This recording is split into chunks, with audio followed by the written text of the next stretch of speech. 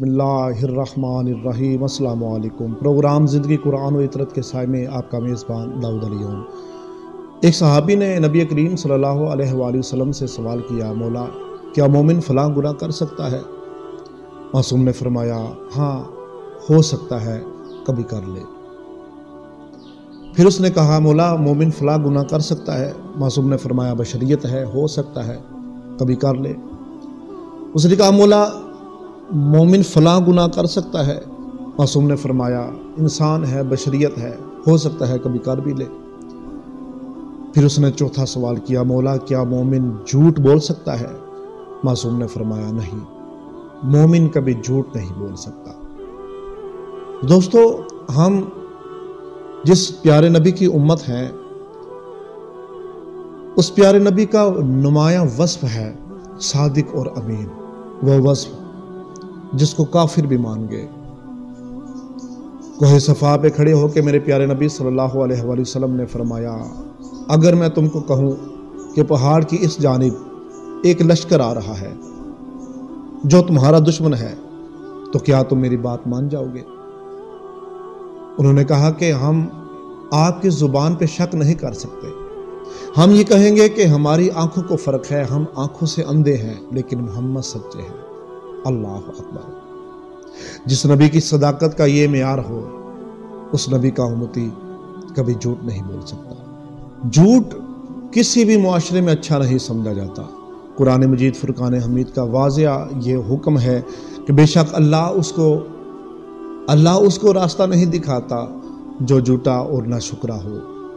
جھوٹا جب جھوٹ بولتا ہے تو اس کے منہ سے بدبو نکلتی ہے، اس بدبو کی وجہ سے رحمت کے فرشتے ایک میل دور چلے جاتے ہیں، پھر وہ جھوٹ بولتا ہے، فرشتے اور دور چلے جاتے ہیں۔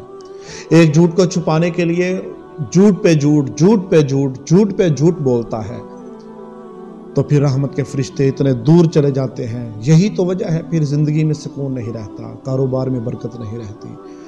یاد رکھنا، جھوٹا انسان جو ہوتا ہے اس کی زندگی میں کبھی بھی سکون نہیں ہوتا، عزت آبرو ختم ہو جاتی ہے۔ امیر المومنین علی علیہ السلام نے فرمایا، معصوم نے فرمایا جھوٹا اگر سچی بات بھی کرے تو اس کی بات کو تسلیم نہیں کیا جاتا کیونکہ اس پہ اعتبار ختم ہو جاتا ہے۔ جھوٹ جو ہے، معصوم فرماتے ہیں، تمام برائیوں کی جڑ ہے، تمام گناہوں کی جڑ ہے۔ یہی وجہ ہے کہ ایک گناہگار بندہ نبی کریم صلی اللہ علیہ وآلہ وسلم کی خدمت اقدس میں حاضر ہوا کہ یا رسول اللہ میں برائیوں میں گرا ہوا ہوں، میں بہت ہی گناہگار ہوں، مولا میں ایک ساتھ تمام برائیوں کو نہیں چھوڑ سکتا، لیکن مولا آپ مجھے کوئی ایک برائی ایسی بتائیں جس کو میں آسانی سے چھوڑ سکوں۔ تو معصوم نے فرمایا، حضرت صلی اللہ علیہ وآلہ وسلم نے فرمایا کہ تم جھوٹ چھوڑ دو۔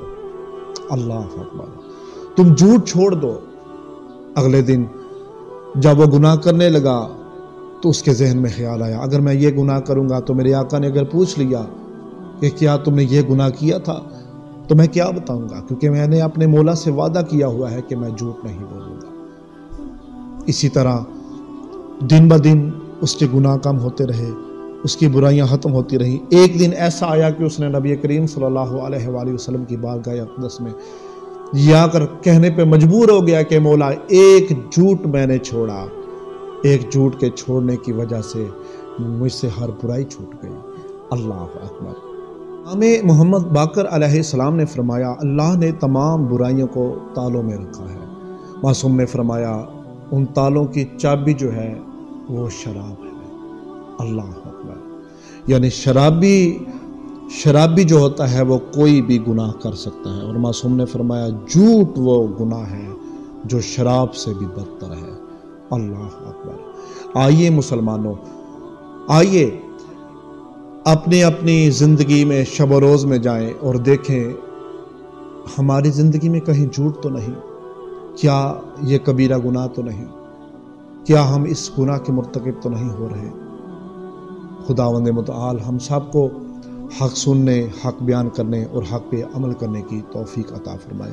ویڈیو اچھی لگے تو اس کو لائک کریں اور میرے چینل کو سبسکرائب کریں۔ ملتے ہیں اگلی ویڈیو میں۔ خدا حافظ۔